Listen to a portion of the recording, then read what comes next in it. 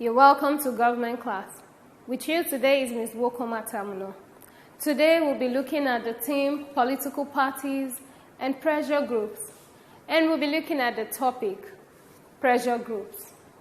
At the end of this class, I expect that you should be able to define pressure groups, explain the different types of pressure groups, identify their characteristics, and also identify the differences between pressure groups and political parties. Most people belong to different groups. Even in schools, we have different groups, and these groups usually are formed with a particular goal that they want to achieve. That's how it is with pressure group too. Pressure group is a form of group, or it's a kind of group that has its own aim and objectives. Let's take a look at the definition of pressure group. A pressure group is an organized group of individuals with a common goal that influences the actions or policies of the government. It simply means it's a group that their aim that they want to achieve is not actually being there. It's not actually being the ruler or the person in power, but they try to influence those people in power to favor their interests. And so they are also known as lobby groups or interest groups or protest groups. You know, they really don't like being called pressure groups because they feel that many people look at it as though they pressurize people, especially the government or other agencies, to get what they want. And so they prefer being called interest groups or protest groups. This is a typical case of a pressure group. Having looked at the definition of pressure group, I want us to look at the aim. The aim of this pressure group is to influence the government or persons in control of power in a way that will favor the interest groups and their members. Note this, we've always been talking about their interest group and members. They are all into one box. It's all about them and their members. They don't care about the other people in the society.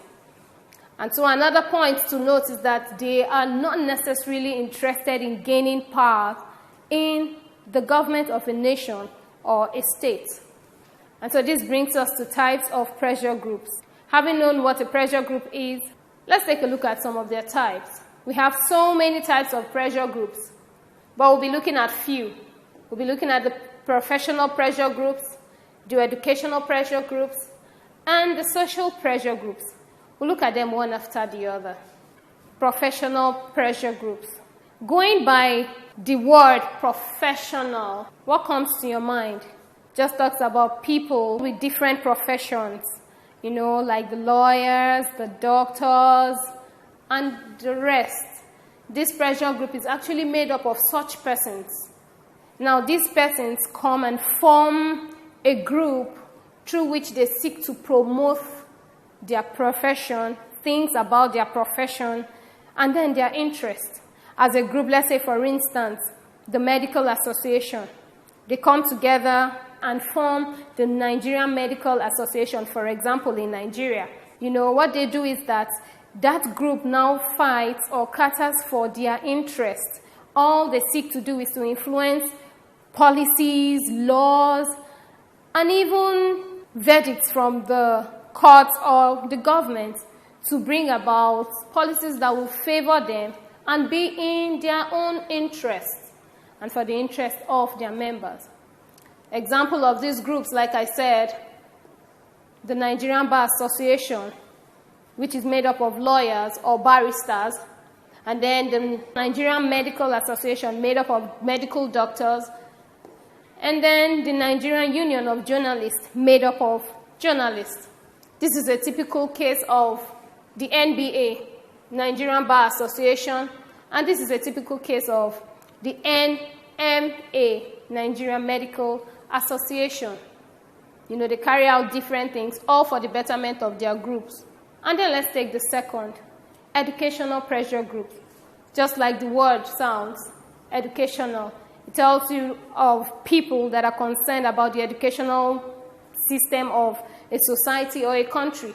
And so it is a group that is formed with the aim of promoting educational system in a country or in a society, and also aimed protecting the interests of their members. For instance, teachers. You know, we have the likes of our teachers, which is the Nigerian Union of Teachers, and then ASU. For example, like our teachers now, they could come up with policies, or maybe they could actually try to influence the policies of the government that will favor them and bring about a better standard of living for teachers, you know, increment in salaries, and all of that. That's what that group actually does. It's just aimed at promoting its interest and also the educational sector or system of a society or a country.